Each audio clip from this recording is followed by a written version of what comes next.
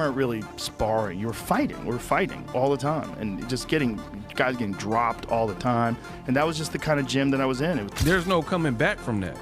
The people who like dissipate their teeth through drug usage, you don't get like a second set. Didn't look like he got out of first gear. Jake Paul was just on pure survival mode from round 1 right through to round 6. I don't know if he's got a moral victory going 6 rounds. Maybe he has. People might give him credit for going 6 rounds, but he got in there and just survived. He just went in there and ran like a chicken from round 1 right through to round 6. Joe Rogan reacted with visible shock to the serious and potentially career-altering injury Jake Paul suffered during his bout with Anthony Joshua. Rogan emphasized that boxing is an extremely dangerous sport, especially when fighters are exposed to repeated heavy blows from elite opponents. He explained that injuries sustained in fights like this do not simply heal and disappear, but can permanently affect the brain, daily functioning, and overall quality of life. According to medical experts cited in the discussion, trauma of this magnitude often carries long-term consequences that may not be immediately apparent. Rogan made it clear that taking such risks inside the ring is not just dangerous, but potentially life-altering, urging caution and realism when considering the future. Because then you can't think, you can't do things, you don't know what the you're doing in life. It's like literally everything is the quality of your ability to think. Joe Rogan continued his warning by strongly advising Jake Paul to reconsider participating in high-risk boxing matches altogether. He stressed that no title, payday, or moment of glory is worth jeopardizing one's life or long-term health. Following the fight with Anthony Joshua, Jake reportedly suffered severe injuries, including a broken jaw and multiple lost teeth that required surgical extractions. Rogan pointed out that continuing down this path could easily result in even more devastating and permanent damage. He emphasized that while the excitement, fame, and spectacle of such fights attract massive attention, the personal cost to the fighter is extremely high. Rogan concluded by stating that health must always take priority over recognition, money, or temporary fame in the ring. Look at all them celebrities like dude from the Mighty Ducks, the little boy actor that got strung out on drugs. And all his fronts and all his teeth were missing from being on meth or whatever, whatever drug of choice he was on. There's no coming back from that. The people who like dissipate their teeth through drug usage, you don't get like a second set. So if I'm not mistaken, the dude from Mighty Ducks, somebody like he's been clean and they gave him a makeover and he has like pretty much fake teeth. So yeah, the teeth are gonna be cooked. Now, I agree with the other part that Rogan was saying, but let's keep going. Yeah, I think he went into that fight knowing that was probably going to happen, and ultimately, the big win for him would be that he was even willing to do it, and that he could do well for a little bit. Yeah, and I've already expressed my thoughts on this. I'm not giving no props for a person who says I am a real deal boxer because I went in and get smashed and got my jaw broken, but I lasted longer than Ngannou. But I was crazy enough to try. Because, to be honest, we're way past the honeymoon stage with a person like Jake Paul. You've been in this for long enough to go through fight camps, dedicate your time, effort, energy, money, spar with people. You spar with some quality names because you have resources and money or whatever. So we're well past that to the point where you just get credit for stepping in. You maybe got credit your first fight or whatever, first couple of fights, for coming from your... David Haye offered insight into why Anthony Joshua did not knock out Jake Paul in the opening round, explaining that boxing rarely unfolds in such a simplistic manner. Haye noted that although Joshua did not land his hardest shots early on, Jake was still taking damage from accurate and controlled punches. He explained that Jake's movement and evasive tactics helped him avoid some heavy blows, but the accumulation of repeated hits eventually caused significant injury. Haye stressed that Joshua should not be criticized for not ending the fight immediately, as controlling the pace, maintaining composure, and landing precise shots are often smarter and more effective strategies. Despite surviving the early rounds, the injuries Jake sustained clearly demonstrated how dangerous boxing can be, even when an elite fighter applies measured pressure rather than reckless aggression. That's usually what happened was what was always going to happen. You know, a lot of people thought it would only last 1 round, 2 rounds, but You've got to give Jake credit. He went out there and had a solid game plan and was implementing it at times, was landing shots and was avoiding getting hit with the big shots. But there's a reason we have weight categories in boxing, and I'd say he sticks with the cruiserweight division where the guys are the same size as him, because that, without having the schooling, the many years, I was able to give away 100 pounds in weight because I've been boxing since I was 10. I was an international amateur and world champion at cruiserweight.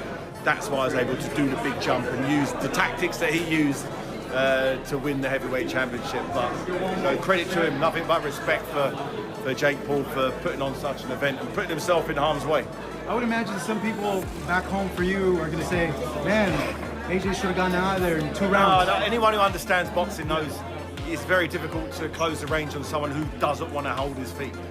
And is AJ supposed to just run around swinging and missing? No, he's supposed to wait for the right opportunity, which he did. And once the opportunity presented himself, he landed and the fight was over.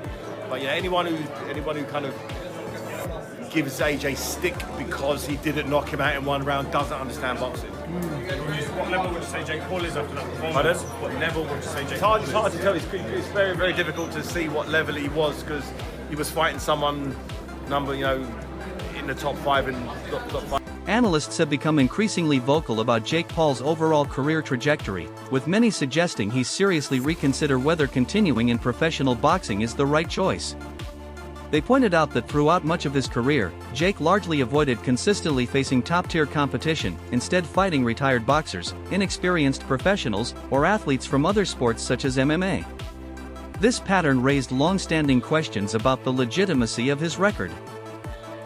While this approach allowed him to build momentum and confidence, critics argue it also delayed a true test of his abilities.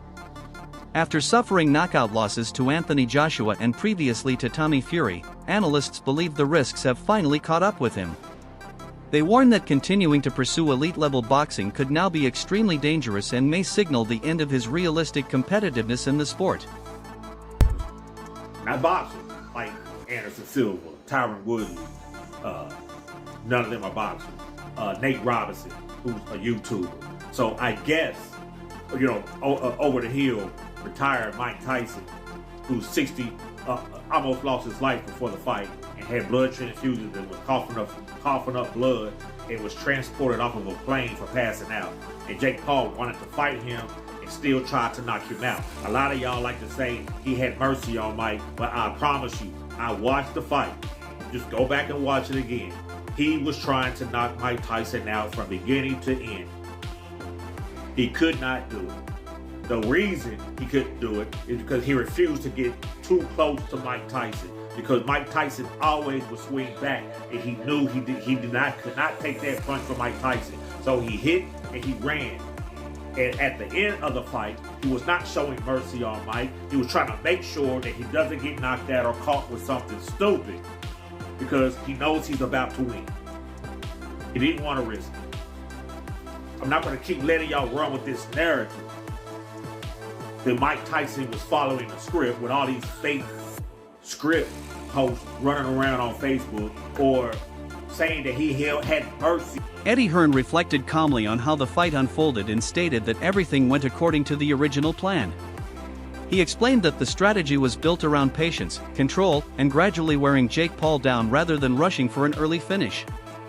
While Hearn initially expected a quicker conclusion, he later admitted that he was satisfied the bout lasted longer, as it allowed the strategy to fully take shape. He recalled moments in the ring where Joshua remained relaxed, focused, and completely composed, never appearing threatened. For Hearn, this performance showcased Joshua's experience, ring intelligence, and ability to manage a fight at his own pace. He dismissed online criticism and outside noise, making it clear that none of it changed the outcome or execution of the plan. I said before the fight, I'm going to break him down, and then I'm going to knock him out. And that's exactly what he did. I thought it'd be all over within 3 rounds. But, when I got in the ring after, because I was shouting, just, anywhere, I got in, he went, what are you rushing me for? And I was like, oh, sorry. So, but like, obviously he knows what he's doing, and actually now I'm quite pleased that we got the rounds, to be honest. Yeah, that's what you said there. Really random, I was on Twitter and I saw Jake Paul's mom said she wants to get in the ring and punch you. She said she doesn't like the smug look on your face. She is promoting her book, so I'm not sure if she wants, you know. But did you see that? What did you think of that? I was very sad because I couldn't have been nicer and more respectful of Jake and what he's done. And I think Logan's amazing. I think he's an incredible athlete. And I shook Jake Paul's dad's hand in the ring, you know. And if I would have seen Mum, I would have said, all right. But I think over the years, we've obviously had our beef, and she probably don't like me anyway. And I am probably a little bit smug. I wasn't smug after the fight because I would have been more smug if it was all over in a round. So, no, I'll give Jake respect. And, yeah, sorry Jake's mum doesn't like me, but if she can send me a free... Carl Froch delivered one of the harshest critiques of the event, labeling the entire fight a disgrace to the sport of boxing. He expressed disbelief that Jake Paul was receiving any praise, arguing that the attention surrounding the bout was driven by spectacle rather than legitimate boxing ability. Froch warned that modern boxing is facing a troubling trend in which social media influence and entertainment value overshadow true skill, discipline, and achievement inside the ring. He cautioned that if this continues, the sport's integrity will suffer, and younger fans may begin valuing flashy promotion over technical excellence. Froch insisted that fights like this should not be allowed to define boxing and urged regulators and promoters to reconsider how such matchups are sanctioned. Preserving boxing's credibility, he argued, must take precedence over viral moments and popularity contests. Knocked out, whatever, however you want to call it. It wasn't a bad knockout. It wasn't an El Sparko. He wasn't rendered unconscious, but he got done. He got it on the chin. He went over. He didn't beat the count. He was sort of up on his feet. But if I'm honest, the whole fight was terrible, wasn't it? It was just so bad. It was just shit, wasn't it? A proper bad fight for AJ. And let me start with AJ. AJ was following him around the ring a little bit, sort of pouring with the jab, putting the jab on the shoulder of Jake Paul, sort of putting him in the corner and not really pulling the trigger on the right hand. He didn't seem to be motivated to go in there and just smash Jake Paul into oblivion in the first 1 or 2 rounds, which I think he could have done. But he's been out the ring 15 months, a bit slow on his feet, a bit ring rust maybe, and it's hard. When I used to spar novice amateurs, even when I was a world champion pro, if you're not motivated, sometimes you can have a couple of bad rounds and you're sort of looking at your opponent and a jab hits you or right hand hits you. And I think AJ was in a bit of a daze early on. Just walking him around, touching the jab on his shoulder, not really pulling the trigger on the right hand. Didn't look like he got out of first gear. Jake Paul was just on pure survival mode from round 1 right through to round 6. I don't know if he's got a moral victory going 6 rounds. Maybe he has. People might give him credit for going 6 rounds. But he got in there and just survived. He just went in there and ran like a chicken from round 1 right through to round 6 when he got splattered. And it's like, it's just, you can't really justify what he's done because this is supposed to be a professional sanctioned boxing match. And I think it brings the integrity of the sport down when somebody like AJ, who's a 2-time world champion, can't get in there and just completely dismiss somebody like Jake Paul, who I've said for ages can't fight. He's not a professional boxer. It's just AJ following him around, touching him to the shoulder. Round 1 came and went. Round 2 was much of the same, bit slow. I think AJ got caught with an overhand right at one stage, but sometimes when you're out in the rain, you're going to get wet. He was following him around, taking his eye off the ball, probably a bit undermotivated, thinking, what's this guy doing that's in front of me? Boxing analysts made it clear that Jake Paul's recent fight exposed the limits of his credibility as a serious professional boxer. They emphasized that simply wearing gloves and stepping into the ring does not make someone legitimate at the highest level. Hype and promotion, they argued, cannot sustain long-term respect in the sport. Analysts noted that Jake's previous spectacle involving Mike Tyson already raised doubts, and the Joshua fight only reinforced them. They also pointed out declining interest among traditional boxing fans, noting that viewership numbers fell short when compared to elite matchups such as Canelo Alvarez versus Terence Crawford. While conspiracy theories circulated online, experts agreed that regardless of rumors, Jake's reliance on spectacle rather than skill is no longer enough to carry a serious boxing career. On a pair of boxing gloves, that does not mean that you will be perceived as legitimate. It doesn't mean people will be willing to pay to watch you fight.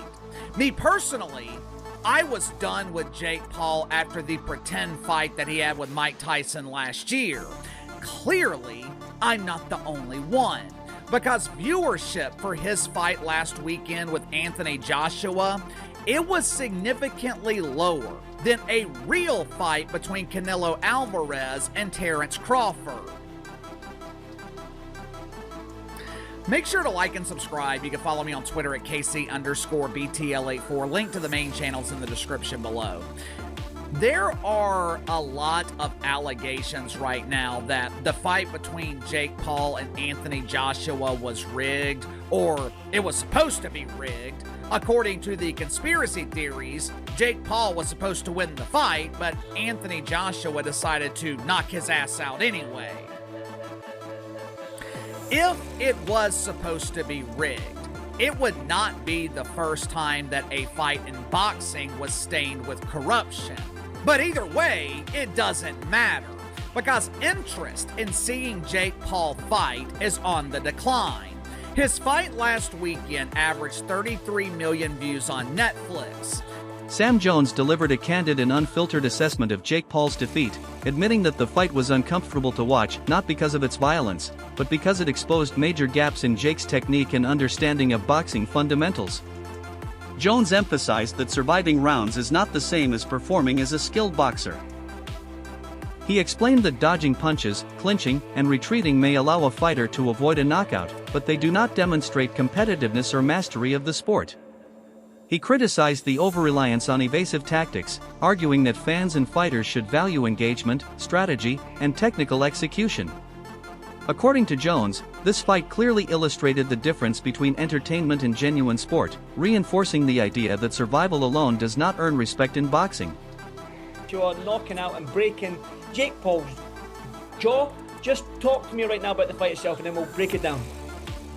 Bit of a crap fight, if we're all honest.